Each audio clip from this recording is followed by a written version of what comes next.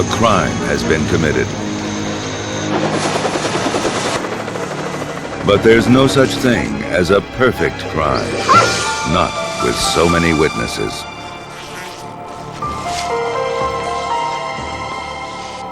Witnesses in the natural world are providing investigators with clues to help solve their cases. Much of the evidence found at crime scenes comes here to the FBI lab in Washington, D.C., where some 18,000 cases are handled every year. At one time, detectives relied heavily on fingerprints, footprints, and hair samples to catch criminals. But today, they're also turning to nature for clues, clues they've often overlooked in the past. Plant and animal evidence is so convincing, it's enough to free an innocent person or to put a criminal away for life.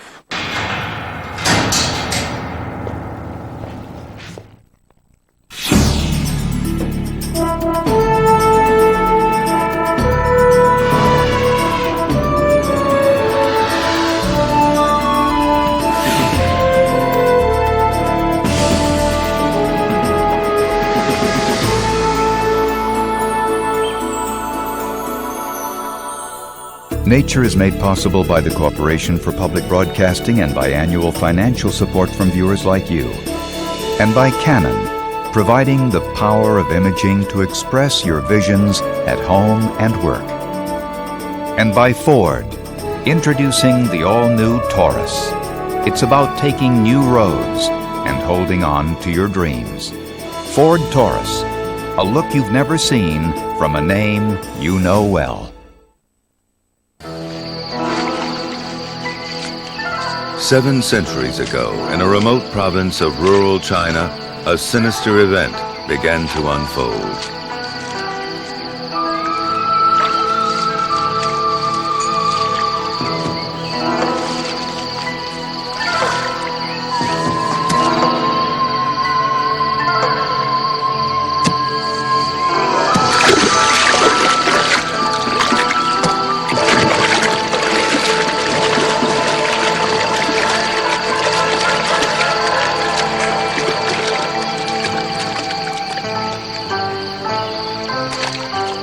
After the murder, the village elders assembled the local farmers and asked them to lay their sickles on the ground. Before long, insect informers began to arrive.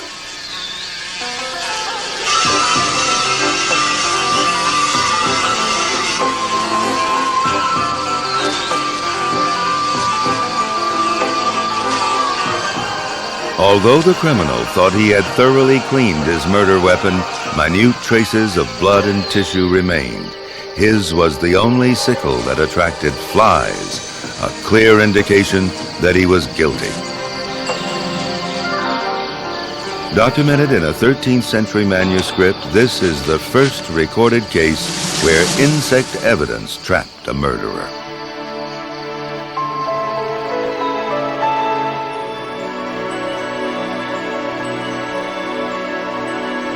A new breed of scientist has turned detective, forensic specialists who look for clues among plants and animals. I am Dr. Zakariah Erzinclioglu. My specialty is in insects and the timing of death, and I'm often called in by the police after a murder. Other forensic scientists study other animals and plants, and over the years they have built up fascinating casebooks. As you will see, a tiny bird, while building its nest, helped to reveal the identity of a body dumped in the woods. Then there was the case of the plant roots that grew through a skeleton, establishing the time when a murderer buried his victim. Even the silk threads of a spider linked a killer to the scene of his crime. All these investigations took place on dry land. But what's the fate of bodies found in a watery grave?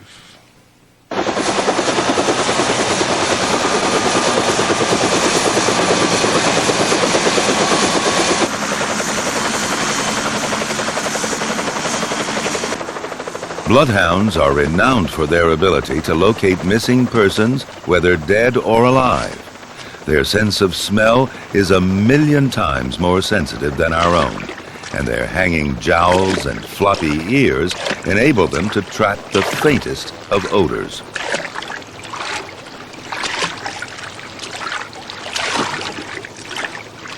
Let's go, Lance.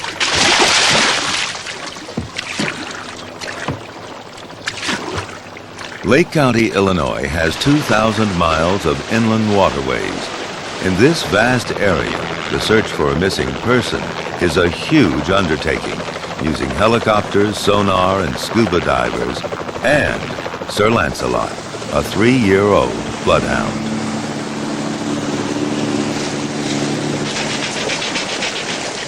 This canine sleuth can detect a body even if it's among dense weeds or deep in murky water, concealed from the divers who are dependent almost entirely on sight.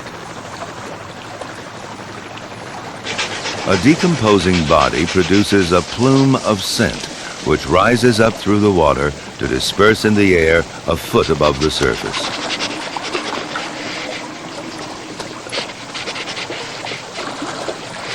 By detecting this layer of scent, Sir Lancelot can locate a body submerged as deep as 110 feet.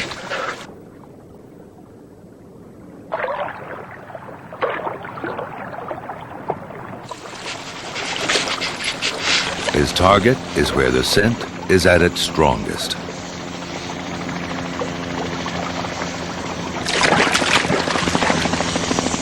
Bloodhounds are not good swimmers, so Sir Lancelot has a life jacket and support divers to keep him afloat. Scent trails also attract more destructive visitors.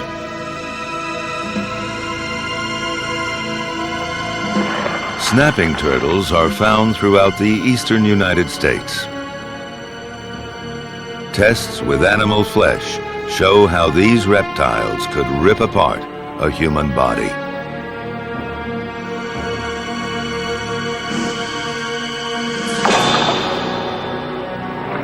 Up to 15 inches long and 50 pounds in weight, they can crush the facial bones of a skull, damage that may look like injuries inflicted by a murderer.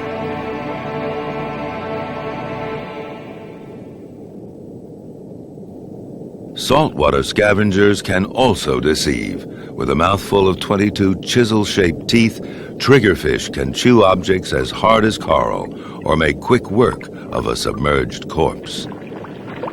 Other scavengers remove flesh with their claws. Crabs can pick away at flesh and cause damage that can be mistaken for injuries from a blade.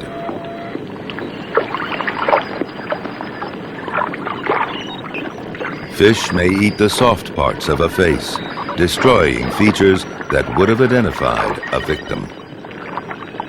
Tests with butcher's meat show that in under 2 weeks, crustaceans and fish could reduce a body to a mere skeleton.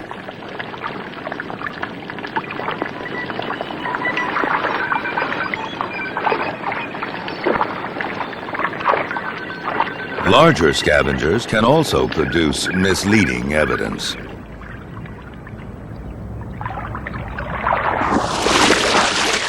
In Florida, in the case of the handless corpse, a coroner sought the advice of forensic anthropologist Dr. William Maples. In 1988, I was called by one of our Florida medical examiners to examine the remains of a woman found floating in a freshwater canal in a Gulf Coast county. The medical examiner believed that the hands had been cut away to prevent identification by fingerprints, but upon examination of the remains, I found that the bones had been broken and not cut. Back in my laboratory, I found grooves on the bones that appeared to be caused when an alligator twisted the hands from the floating body. So I brought the bones to the herpetology collection at the Florida Museum and compared them with this alligator. The teeth and grooves matched exactly. Thus, we established the dead woman's hands had not been cut off. They had been removed by a large alligator.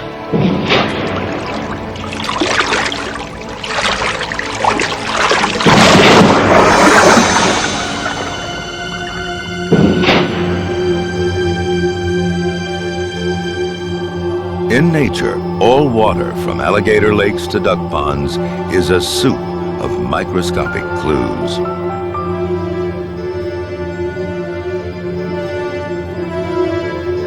Diatoms are single-celled plants encased in boxes of silica. There are well over 9,000 different kinds, each having a unique structure.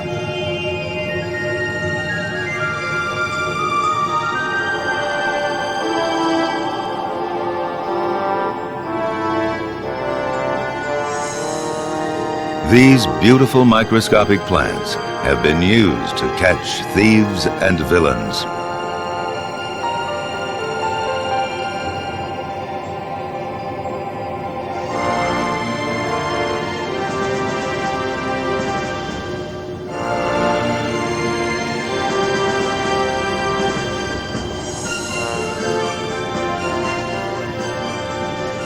In the south of England, a man was found drowned in a sunken car at the bottom of a lake.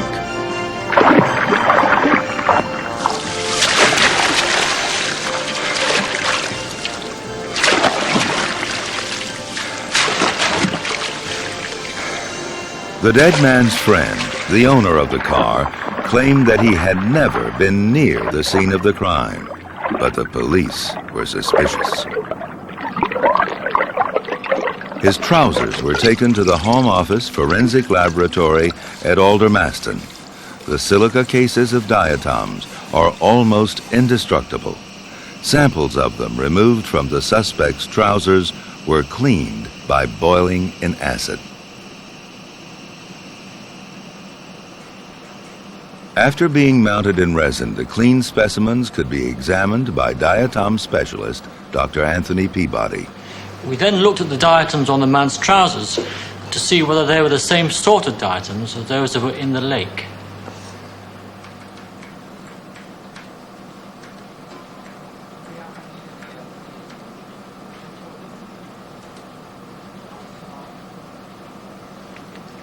Identifications are made by looking at the intricate and delicate structure of the silica boxes which once enclosed the living plants. I compare the types of diatoms retrieved from the trousers with those collected from the lake. There was an exact match. The car owner must have been lying. He must have been at the scene of the crime, and his reckless driving has led to his friend's death. The man was sent down for 5 years.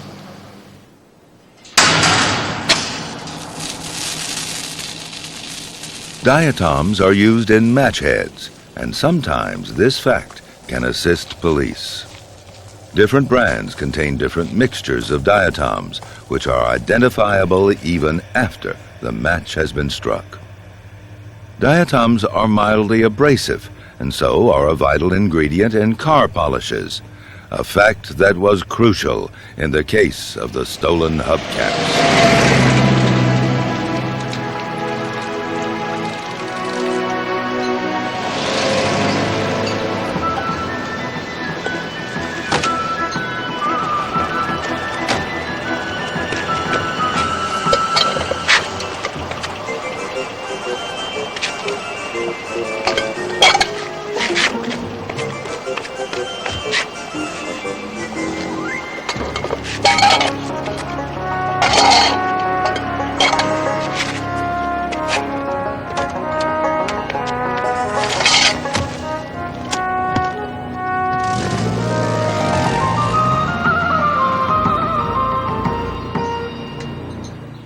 A few days after the theft, the police apprehended a suspect. Microscopic diatom fragments were extracted from the polish on his hubcaps and compared with those in the polish of the car whose hubcaps had been stolen.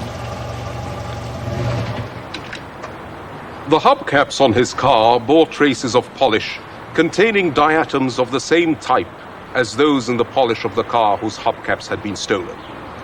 But they were completely different from the diatoms in the polish of his own car. He must have replaced his own hubcaps with the ones that he'd stolen.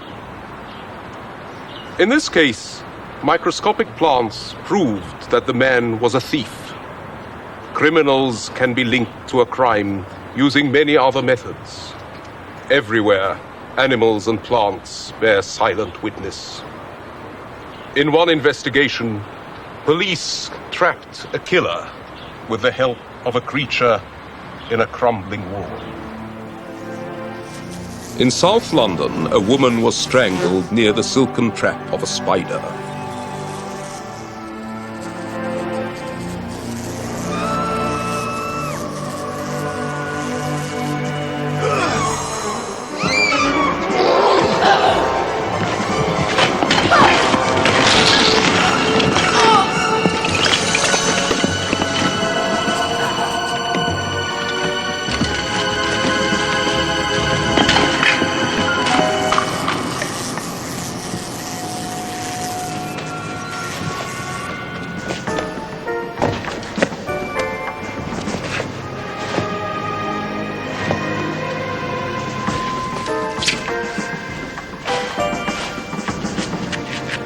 The police found the body hidden in a garage at the end of a narrow alley. To get it there, the killer had to brush past the spider's lair. Silk clinging to the suspect's clothes helped to link him to the scene of the crime.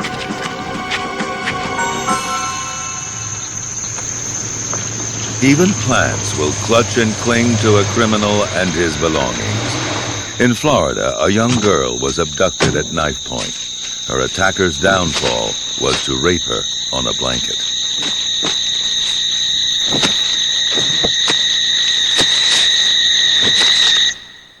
Later, the victim recognized her abductor's car. When detectives searched the vehicle, they found a blanket covered in twigs, leaves, and seeds.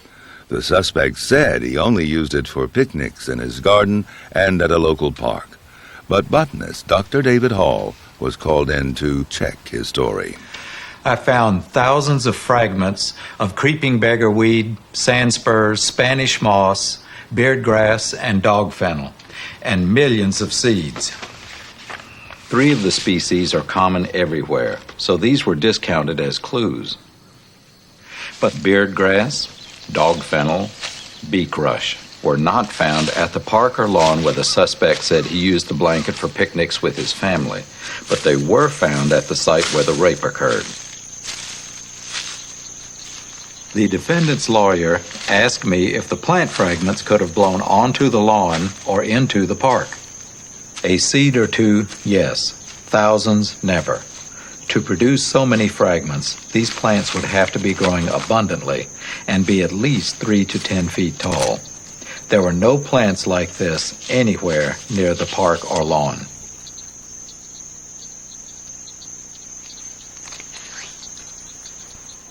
Based on the testimony of a seedy blanket, the rapist is now in a Florida prison serving 88 years.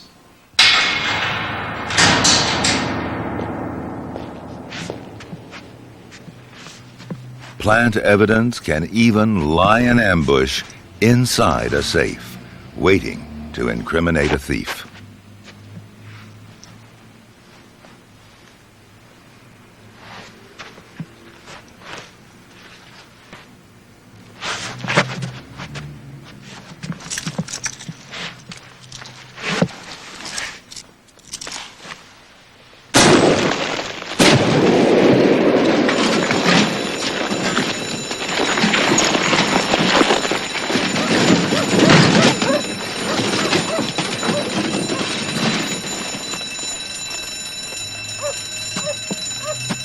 In older safes, the gap between the inner and outer walls was often packed with mixtures of sawdust for insulation. When the safe is cracked, the explosion releases a cloud of incriminating clues. Here in the forensic laboratory of New Scotland Yard, different specialists examined traces of evidence, including sawdust from the clothes of a suspected safecracker. Fragments of wood are frozen onto the metal block of a microtome.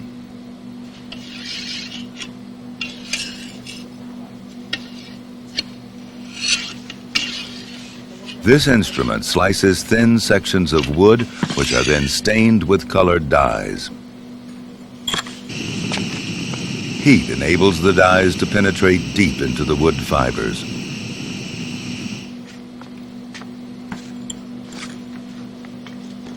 The elaborate and surprisingly beautiful microscopic structure of the wood is now revealed.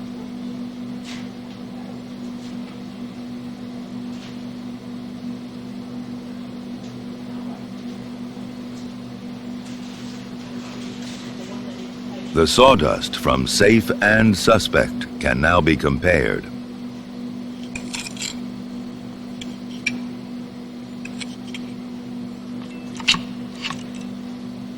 Some of the unique patterns can be used to distinguish different types of wood.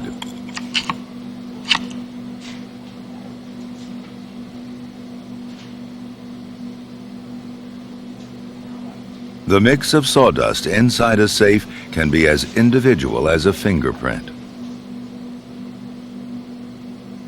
If samples from Safe and Suspect are identical, there are firm grounds for conviction.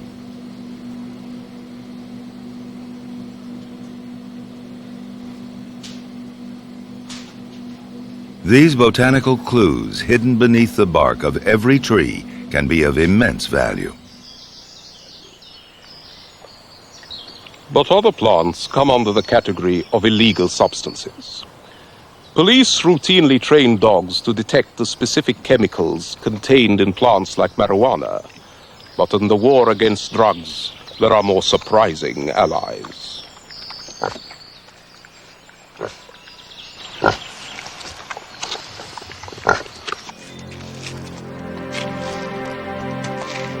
Ferris is a highly trained Vietnamese pot-bellied pig, deployed by the police against New Jersey drug dealers.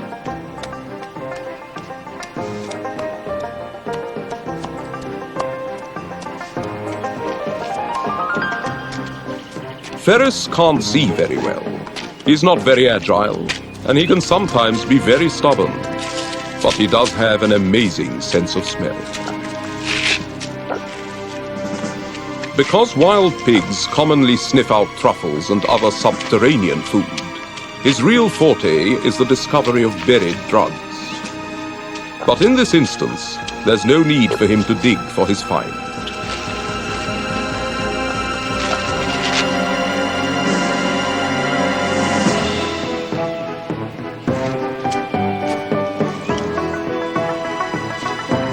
For any discovery, however small, raisins are Ferris's reward.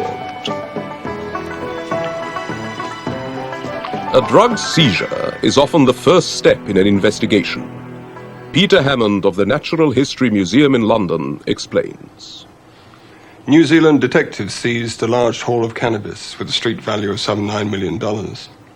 Among the dried cannabis leaves, they found large numbers of insect fragments, mostly less than a millimeter long. These were important clues. By using details of mouthparts and wing cases, magnified 100 times, we could make irrefutable identifications. The accused said they'd grown the cannabis in New Zealand, but the rice weevil was the only species that had ever been found there. Could the evidence from the other insects pinpoint the origin of the drugs?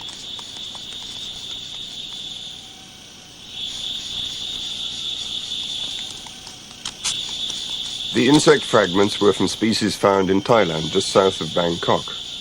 This proved the drugs with their incidental cargo of beetles had been smuggled from the infamous Golden Triangle. The accused were found guilty of drug dealing. The evidence from the beetles had helped to smash an international drugs racket. Evidence from insects may not always be visible to the naked eye. Increasingly, scientists at the FBI laboratories in Washington are having to push forward the boundaries of technology. In those cases where the cause of death is uncertain, scientists are called upon to make use of even the tiniest fragments of evidence. Insects feeding on a corpse will gradually grow and shed their skins. These are broken down for chemical analysis. This highly sophisticated machine can detect the smallest traces of drugs in the insect fragments, allowing police to differentiate between a drugs overdose and a murder.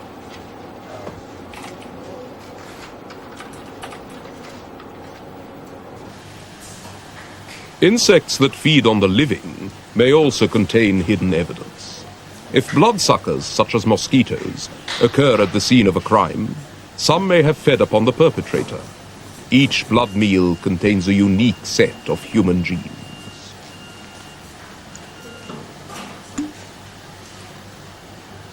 Blood taken from a suspect can now be compared with blood extracted from a mosquito. The DNA in each blood sample is separated out and placed in an amplifier, the genetic equivalent of a photocopier. The two samples are then compared using special genetic markers, which produce a series of blue dots. Matching samples may help link a suspect with the scene of the crime. Flies are my own area of expertise. I have been investigating their role as detectives for 17 years. In many murder cases, the first witness is a fly.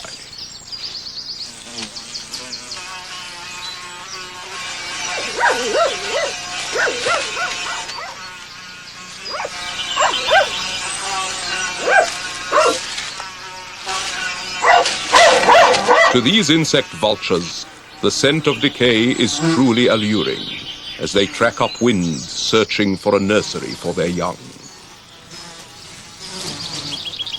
Each female produces up to 300 eggs, and after a frenzy of egg-laying, a corpse may look as though it is coated with rice grains.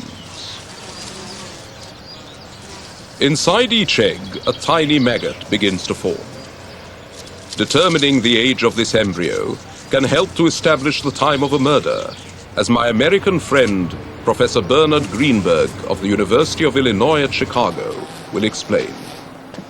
In Burlington, North Dakota, a young man was stabbed to death. One eyewitness had seen him involved in a violent scuffle at 3 a.m.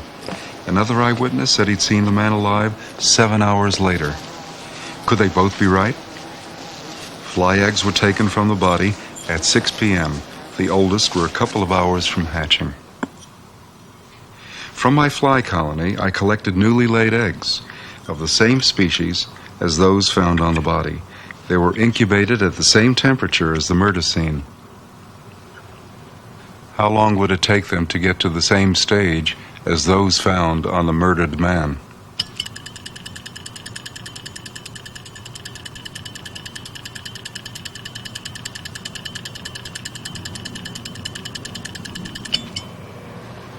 The eggs were at least 14 hours old. This disproved the second eyewitness account and was crucial in solving the murder.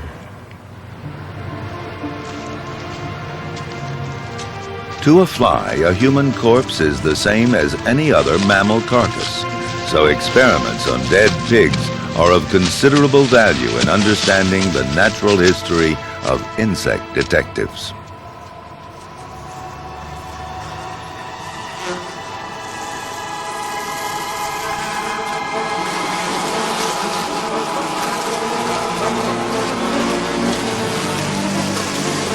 As soon as the fly's eggs have hatched, their voracious progeny begin their gruesome work.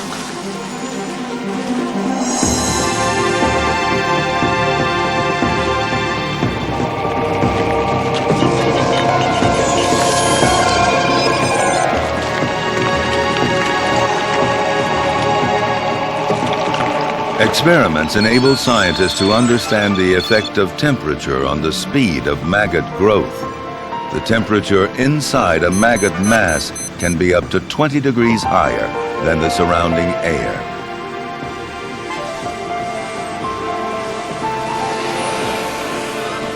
Continuously feeding, maggots can consume 60% of a corpse in less than a week. During this time, they have molted twice and grown tenfold in size.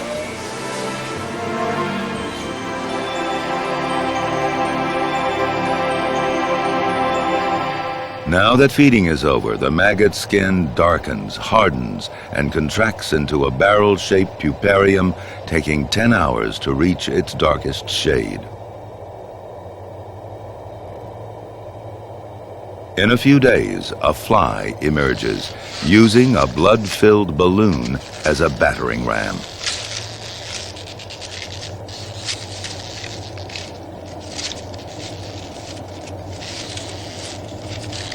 This life cycle is as regular as clockwork, so by finding the age of a maggot, scientists can determine when the eggs were laid and narrow down the time of death. In fact, when 3 or 4 days have elapsed after a murder, insect evidence is one of the few reliable indicators of time of death, as serial killer Alton Coleman discovered to his demise. In 1984, he went on a 7-week rampage of violence, leaving 8 people dead. His last victim, a 9-year-old girl, was seen with him at a fairground near Chicago. She was never seen alive again. 21 days later, she was found dead with a loop of wire around her neck.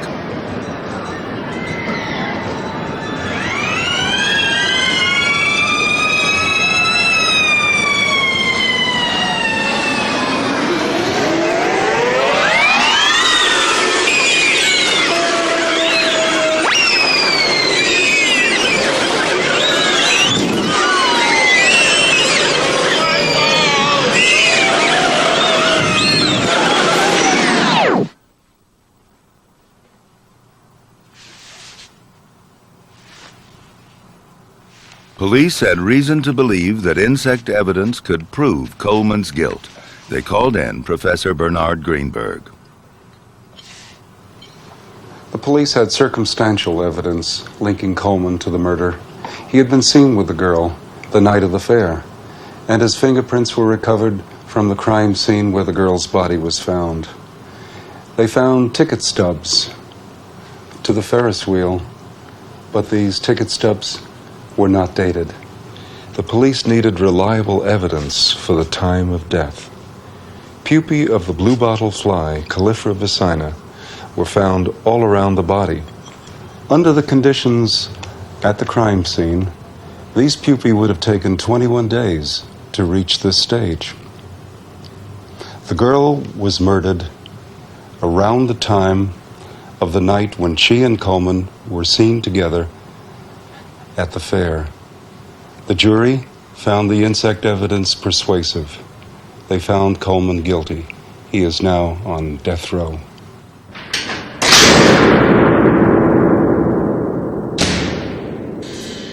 Flesh-eating insects provide other kinds of evidence. Dr. Erzinclioglu has studied them closely. As well as the practical value of these insects in forensic studies, I find their different habits thoroughly fascinating. This flesh fly is giving birth to a litter of living maggots on an animal carcass. Some species are found in some parts of the country and not others, so their presence can pinpoint place of death if a corpse has been moved.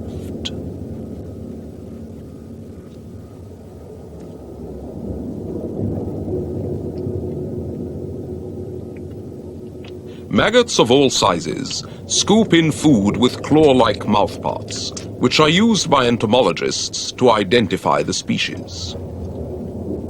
This beautiful American fly, Cochleomya macellaria, moves northwards during the summer, so its presence at different times of year can indicate place of death.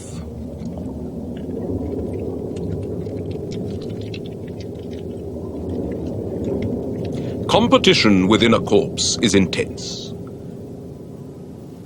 The subtropical maggots of Chrysomya adopt an unusual strategy.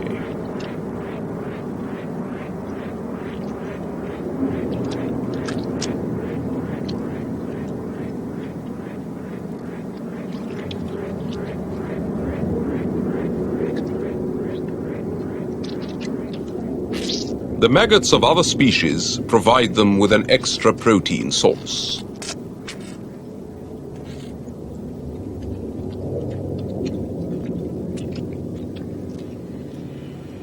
Cheese skippers provide evidence on time of death, as they occur on a murder victim at a much later stage of decay.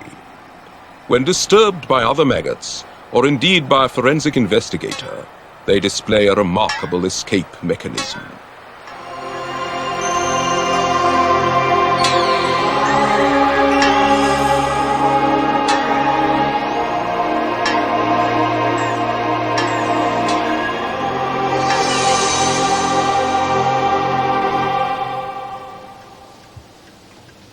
It's not only the presence of insects that can be used as evidence. On occasion, the absence of insects can itself be a vital clue.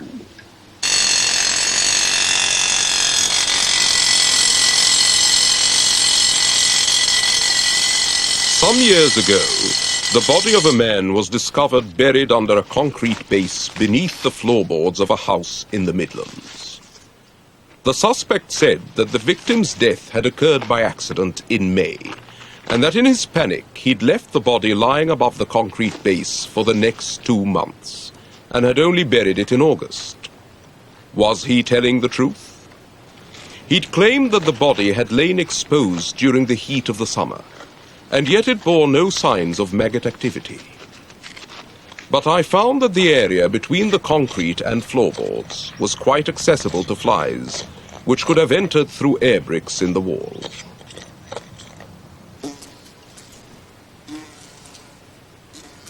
I concluded that the body could not have been lying in the space above the concrete during June and July. It must have been buried immediately after death. This was no accident, but a premeditated murder. The accused had dug the grave before he'd killed his victim. He was charged and found guilty.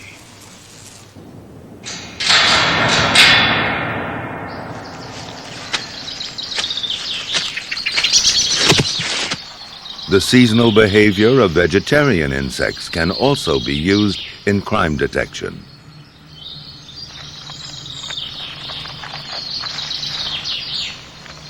The caterpillars of the moth Hapona muta spin silken tents only in May and early June. In Finland, near Helsinki, a murderer concealed his victim with foliage using branches with spun silk, which enabled scientists to establish the time he hid the body.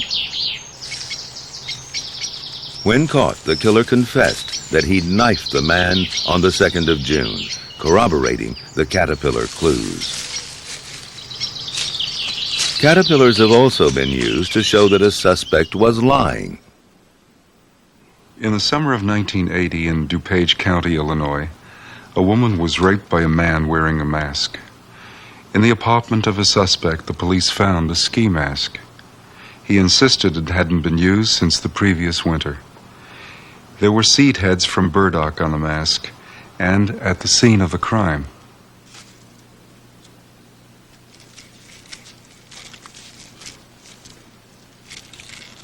There were hidden witnesses inside both sets of burrs, mature caterpillars of the burdock seed moth. The living caterpillars were that summer's generation. Last summer's would have emerged or died.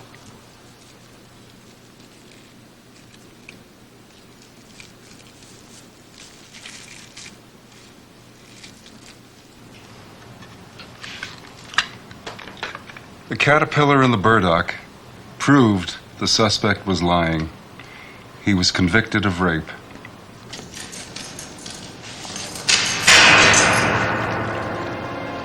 Insects will haunt a murderer even when he has submerged the evidence. In one case, a woman who had been clubbed to death was found in a sunken car. Her husband said that he'd last seen her in June, a few weeks earlier, but the police decided to investigate. Black fly larvae use iridescent feeding fans to trap microscopic food. They cement themselves to any hard surface, in this case, the bumper of the car.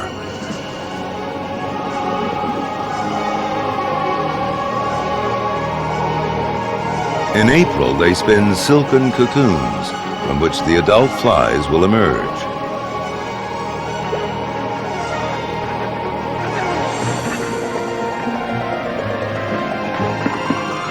These insect witnesses proved that the car was already in the water in spring and that the husband was lying. He'd murdered his wife and sent her car careening into the river.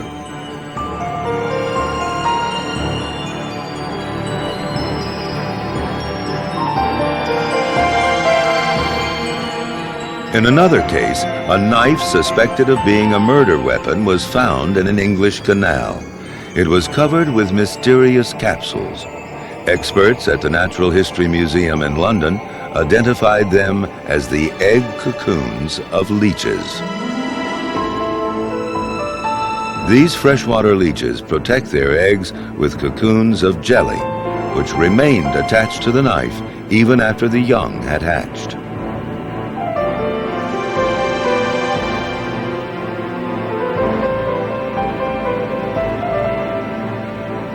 The murder in question took place in October, but leeches only lay their eggs during the summer, so the knife could not have been the murder weapon.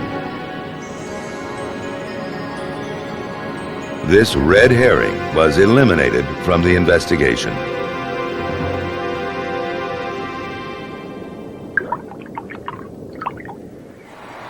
Animal and plant evidence is not only useful when investigating crimes that had been recently committed. Nature can still provide clues, even when years have stripped a victim to the bone. In Tennessee, a skull was found in midwinter. It had once housed Polistes wasps, which build nests in spring in sites that are clean and dry, so the skull must have been free of flesh by the beginning of spring. The nest suggested that the murder was committed 18 months earlier. The victim was later identified by his teeth, and the known time of his disappearance agreed with the evidence from the wasps.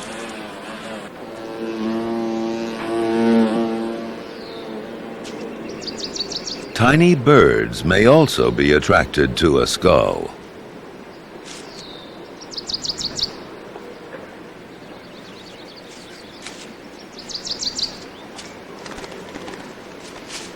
To reach their Canadian breeding territory, yellow warblers migrate from South America, a distance of some 5,000 miles.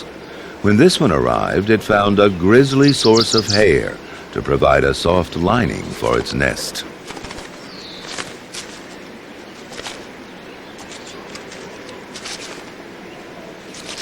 At the scene of a murder, hair recovered from nests may provide useful clues to identify the victim.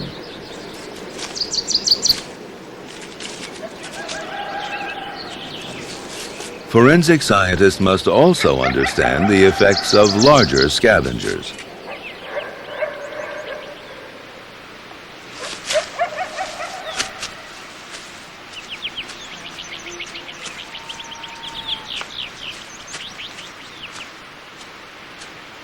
When coyotes take apart human remains, they damage and scatter the bones in a predictable pattern.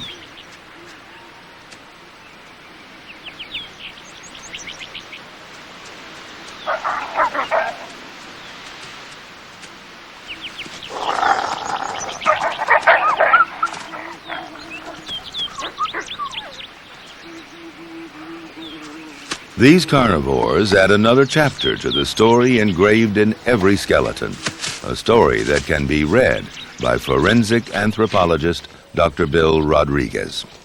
Following carnivore tracks and signs, sometimes right back to the den, can often lead to the discovery of missing human remains.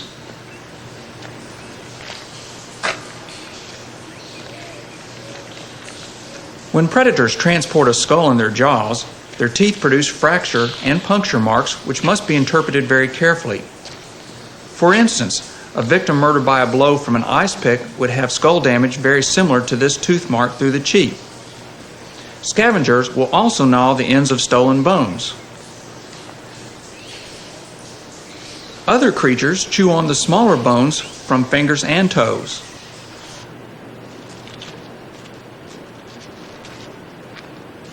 Mice and voles steal bones to keep their teeth in trim. But inside their burrows, delicate evidence is at least protected from wind and rain.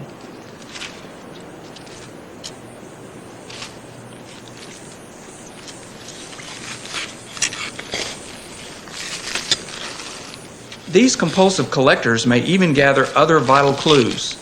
In one case, I found a finger bone and a wedding ring. Rodents may even pick up the casing from a bullet, so it's well worth checking the burrows at the scene of a crime.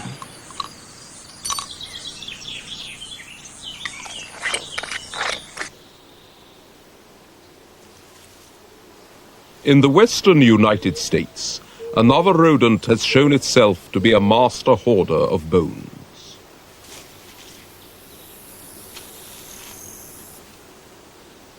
The nocturnal pack rat makes its den under the protective cover of shrubby vegetation.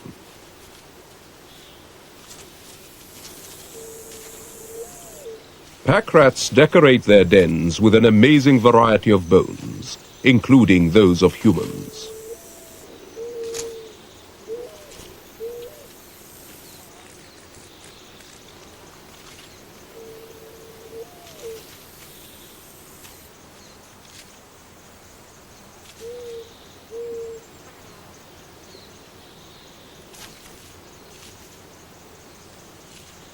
The pack rat's bounty can be of use in solving recent murders, but remarkably, in one case, a human bone, some several thousand years old, was discovered in a pack rat's den.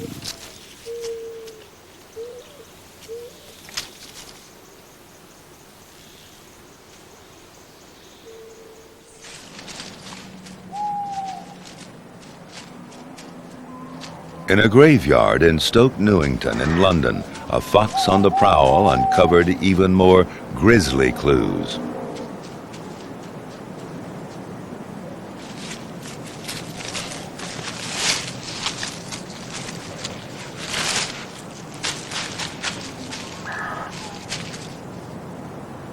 Police arrested a suspect, a compulsive liar, who said that the cemetery was where he had disposed of the body of a young girl.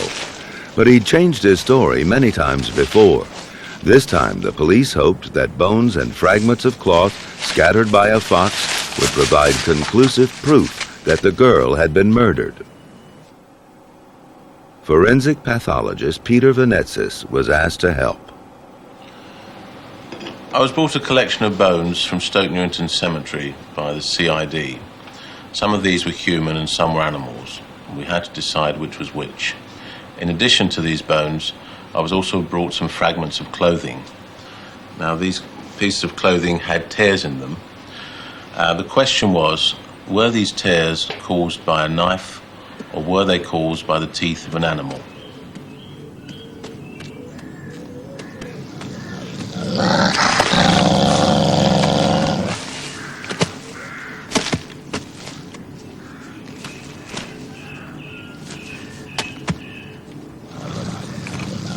A sample of the same cloth was taken to the police dog training school.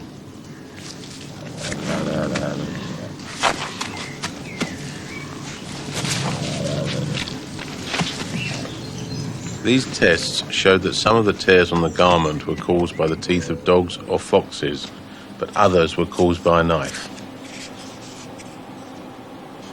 Among the human remains, there was a small rib which had a cut in it. This was the vital clue to tell us that she'd been stabbed. Her stepfather is now serving life imprisonment for her murder.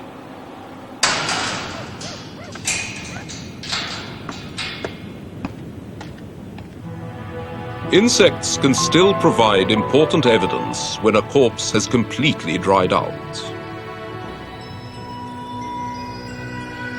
The larvae of clothes moths, often undesirable visitors in the wardrobe, also feed on mummified corpses, dried hair and skin.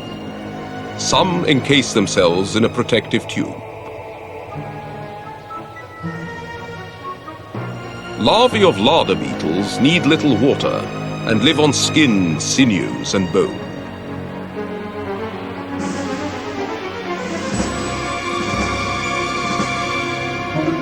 All of these insects were much in evidence in one of my most unusual cases.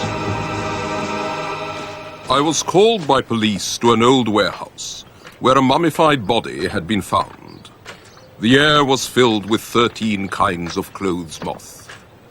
Because of the moths and larder beetles, It was evident that the body had lain there for a number of years. But by searching through other insect evidence, I was still able to determine the exact month of death. The rare fly Formia terrinovi is active in May and will only lay its eggs on fresh corpses. The presence of empty puparia of this fly revealed that death had occurred in May. In another extraordinary case, a killer stabbed a woman and buried her near the base of a tree. Even though the body remained undiscovered for years, it was still possible for plants to tell a tale from beyond the grave.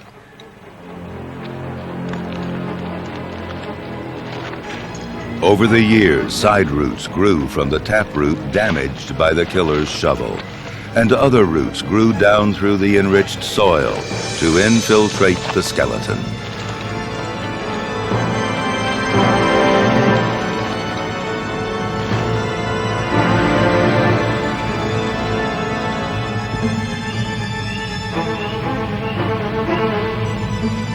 When the body was discovered, investigators measured the roots and their annual growth rings, narrowing down the time of her death.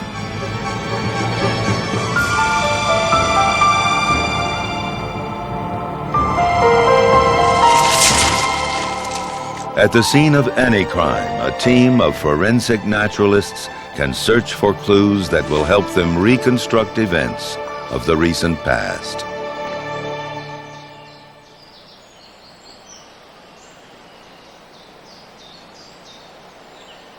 The number of such clues from nature is potentially without end. Whenever criminals commit their crimes, they can be sure that an animal or a plant will bear witness against them.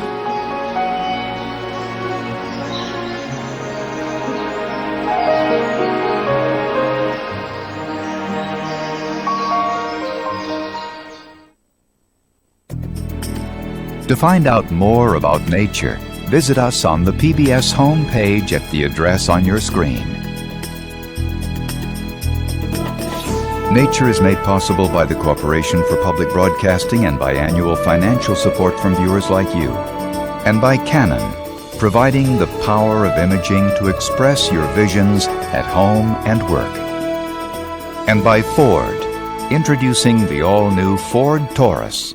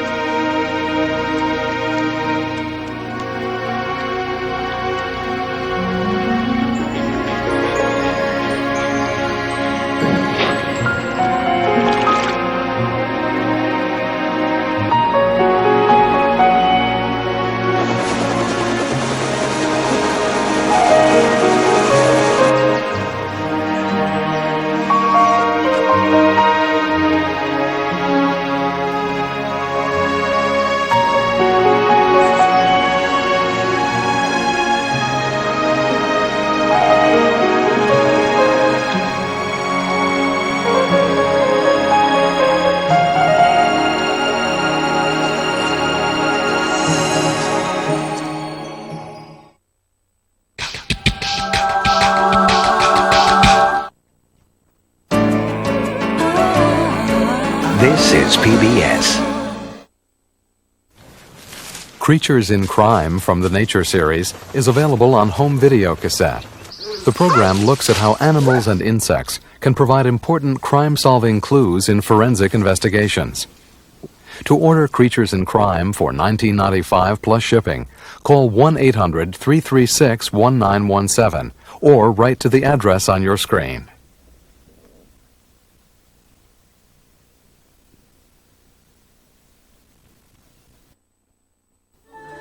This is a story of mother love and mother nature. But even in nature, there are all kinds of children and all kinds of mothers.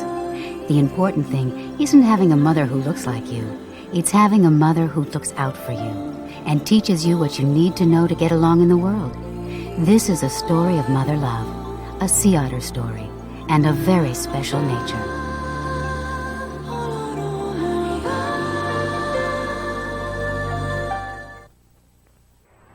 Growing up in Yonkers, New York, I was part of the first generation that did not have an involvement with the river. You know, we lost it, but it made me want to find my roots in the river, you know, what the river meant to me. And what I discovered was that great feeling of ownership and that feeling of belonging. You know, that the river belongs to me, I belong to the river. When you think about PBS, it's very much the same thing. You know, you belong to it, it belongs to you. It's a place where you can rediscover things about yourself and about your community and about your roots. My first exposure to nature was via television, and the pioneer in bringing nature into the homes of us city kids was public television. One of the things I saw in the past 2 years, which was terrific, was Kevin Kline's production of Hamlet, which was done as a very contemporary production of Hamlet. I'm not a big Shakespeare buff by any means. I'm not well versed in the theater or drama, but boy, this captured my imagination. It's worth remembering that PBS was the pioneer of nature broadcasting, was the pioneer of different kind of news broadcasting, was the pioneer of live performance broadcasting. They will continue to be the pioneer of new kinds of broadcasting.